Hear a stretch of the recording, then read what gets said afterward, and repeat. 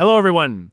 In today's episode, we have another Q&A covering what if I get too bulky and what does full body training really mean? Please enjoy. Welcome to the Perfect Workout Podcast, where fitness meets simplicity. I'm Kyle Recchia, CEO of the Perfect Workout. I'm joined by Jim Keene, our Director of Training. We hope you enjoyed today's episode. Welcome back, everybody. We did it again. Yeah, today's going to be another Q&A. We got a few topics here that are common. Thanks, everybody, for putting your questions in the comments and replying to the emails. Keep them coming. This is good stuff. And sometimes we take it for granted. It's something that we just don't think people are thinking about because we've already had the question and we've answered it. Right. And yet, of course, we haven't answered it for everybody. So we're going to do some more of that. So the first one we have today, it really just covers this topic of, I don't really want to strength train with the most potent stimulus because I'm afraid I'll get too bulky. So hypertrophy, genetics, like what can we say about this whole conversation? It's like a small child being scared of the boogeyman or like a monster under the bed or in the closet. And it turns out this is just something about which you do not need to be worried. And I'll give an example. The people best suited to get big, to gain muscle, you'd have to say it would be young men with high levels of testosterone. They're still growing. They have high levels of testosterone. They're eating a bunch of protein. They're doing these things. They're 18, 19, 20, 21, up to 25, 28 maybe. That's like prime age for growing. Now, it's so difficult to grow muscle, to have muscle hypertrophy, that there is an industry that earns billions of dollars per year specifically targeting this demographic because they can't gain muscle as well as they would like. Mm-hmm. So what are the odds you, a 57-year-old woman, that you're going to gain so much muscle that it'll be unseemly? That it's very low, right? It's not. These guys can't even gain muscle. So what do you think you're going to be doing? A 71-year-old man afraid of getting too big, or even a 30-year-old woman afraid of looking like the bodybuilders that she sees on the internet.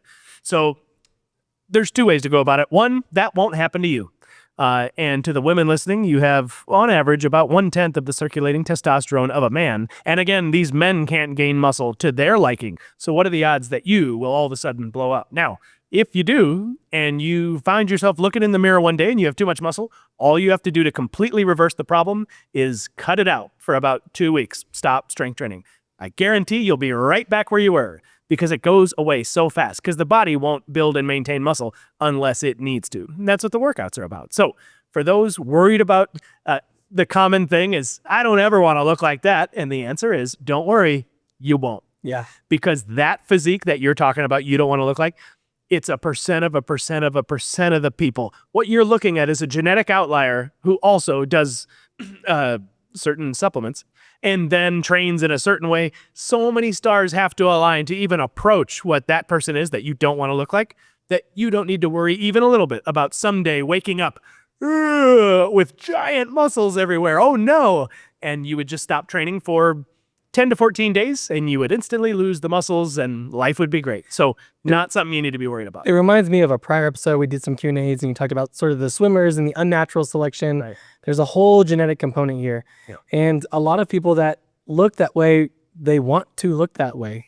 Not only do they have the disposition, but they kept going with those mechanisms to really sort of optimize that. But I myself, I've been training for a long time. You have trained thousands of people, have never, and I mean this in a really just honest way, no cheekiness here. I've never run across somebody.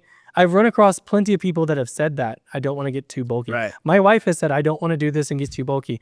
I've never run across somebody that is strength trained to their max, maximize their protein, maximize their health and body composition, and then said, now I don't like that I'm too big or too bulky.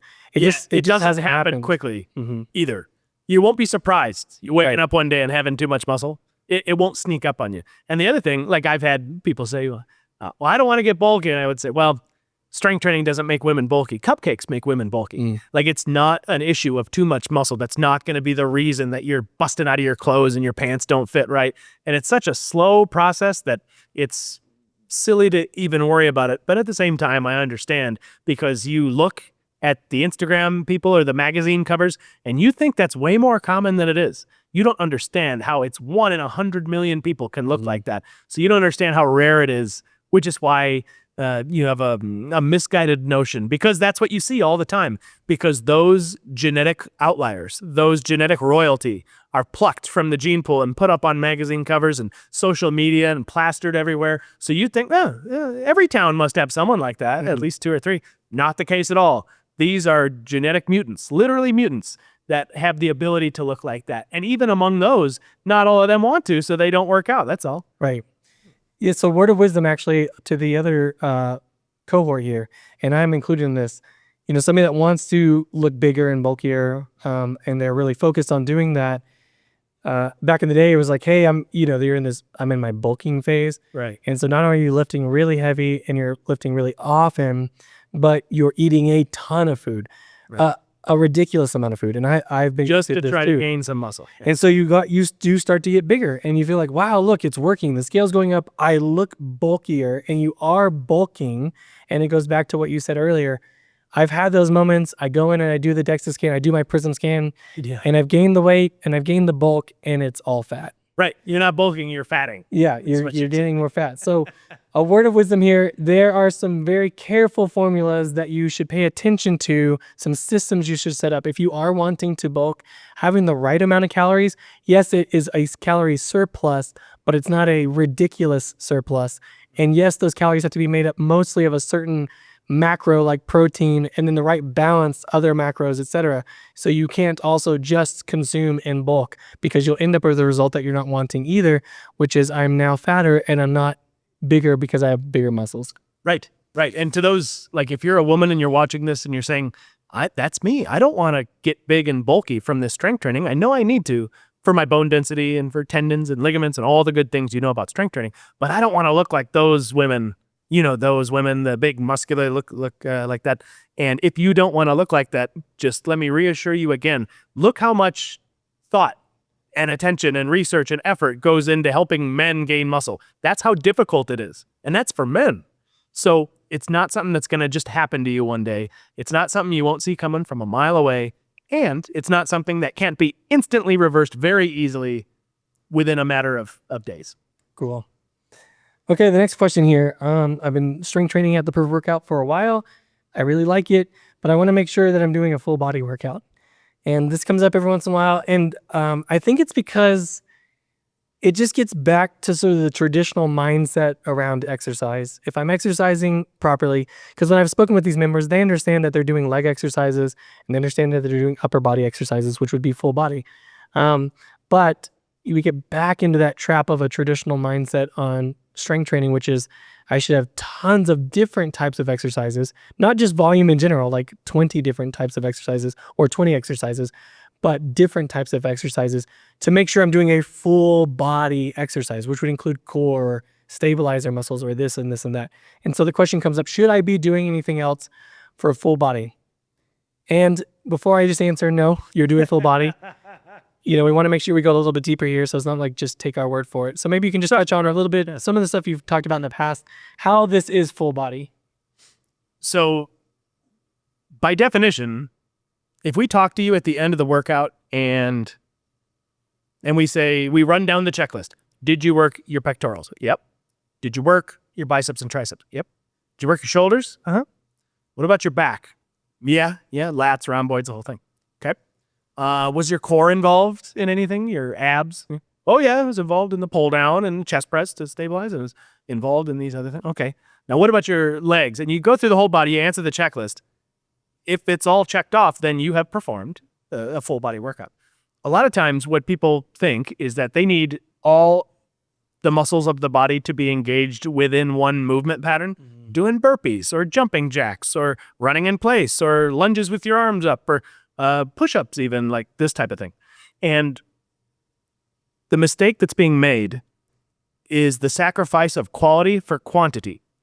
If I do burpees and jumping jacks and push-ups, yes, a larger group of muscle has been stimulated, but the stimulation has been subpar. The stimulation hasn't been as good as it could have been had I just had a little bit of forethought about how I'm going to stimulate. So each muscle gets worked in burpees or jumping jacks or push-ups. But not every muscle's movement pattern that's part of that is its function. So a better way would be to first find a muscle, figure out what its full function is, and then make a movement that adds resistance to that function. And you go around the body and you do that. If you do a larger movement, you have less resistance because it's like body weight-ish. You have lower resistance, and not every muscle group within that movement is performing its full range of motion and its intended function. So you have a lesser stimulus because you have lesser mechanical loading, you have a limited range of motion, and while it may be stimulating for the heart and lungs because there is an oxygen debt that's built up, you're leaving so much on the table. So in an attempt to do the full body all at once workout, each individual muscle receives a lesser stimulus, and as a result, you experience a lesser adaptation in the weeks and months that follow. So a better scenario is where let's identify those muscles, find their primary functions, add resistance to the performance of that function, and hit the whole body from the beginning to the end of the workout. So that at the end of the workout, you have a better result than had you just done these full body movements over and over again for the session time. So I think that is that's part of the difference that people are noticing. I think you're right. And I think on the other side of that, it's the sort of the antithesis of that is somebody that's spending hours in the gym doing only single joint, left calf, right calf, left bicep, right bicep, etc. And so what you just said there sort of paradoxically applies at the pre-workout because we're doing these big compound movements to muscle failure, and you're recruiting all of those muscles that are involved with that. There are studios that actually just do a leg press, a chest press, and a compound row, for example. Right. Because you're incorporating all these extra elements. And yes, of course, we go deeper. We do have some single joint movements, etc. But when you're really recruiting the fibers of these big compound movements enough that you then fatigue those and get into absolute muscle failure, you don't A, have to go do a whole bunch of these full body sort of extreme things, and B, you don't have to spend hours doing all single joint movements. You are doing absolutely a full body exercise when you're training with this kind of intensity to failure. You're doing a full body exercise without sacrificing, like you said, that sort of quality piece because you're doing a whole bunch of jumping jacks or a whole bunch of, burpees or whatever the case may be. Well, and also a lot of people, when you bring up like the bro split, like Monday, obviously, International Chest Day. And then Tuesdays, like biceps and back, and Wednesday is shoulder, and whatever the split is. A lot of people think that that is necessary. And then all it takes, again, the one black swan that disproves the entire idea that only white swans exist. You look at like high-level gymnasts and you look at their biceps, like the dudes, their biceps and their triceps. And these dudes haven't done one bicep curl like in their life. They're doing chin-ups, they're doing dips, they're doing muscle-ups. In other words, large compound movements. And their biceps are giant, and their triceps. They build this incredible physique that anybody would want based exclusively off large compound movements. So that's what we're doing in the studio, where we're doing the chest press, pull down, row, these things that the idea is you can stimulate those smaller muscle groups in the context of the larger thing, but you don't take it too far. You don't want to put the entire body doing it with low amounts of weight and a lot of extraneous movement. Now you're going too far in the other direction. So we don't do that, like the boot camp style stuff, and then we don't do the bro split. It's like this cool middle ground where we can get everything the bro split accomplishes and everything the full body boot camp workout accomplishes, but we can load the boot camp stuff with meaningful resistance, and we can spread out the stimulus and not have it be so concentrated like the bro split is. So it's a good middle ground. Cool. Well, let's wrap up this Q&A with kind of pointing back to another episode. We did an episode on sort of graduating, from strength training. And this kind of brings the point back that if you really want to make sure you're getting a full body workout and you're stimulating all the muscle groups that you really want to, stimulate, you don't necessarily have to move on from this to something that's much more time, much more labor intensive. You can keep doing this. It's accomplishing the goal that you have. And that's going to allow you to, and free up your time to do all the other things you enjoy doing in life. Right. The recreational things, the, downhill skiing, whatever it is. So, right. Cool. Great questions. Awesome stuff. Good questions. Thank you very much. Keep them coming. Yeah. All right, Jim. See you soon. Next time. Thanks for tuning in to the Perfect Workout Podcast. We hope you found today's episode inspiring and actionable. If you're ready to take the next step in your fitness journey, visit us at theperfectworkout.com for more resources, or follow us on Facebook, Instagram, or YouTube. Don't forget to subscribe, leave a review, and share this episode with someone who could benefit. Together, let's make fitness simple, empowering, and a part of life well lived. See you next time.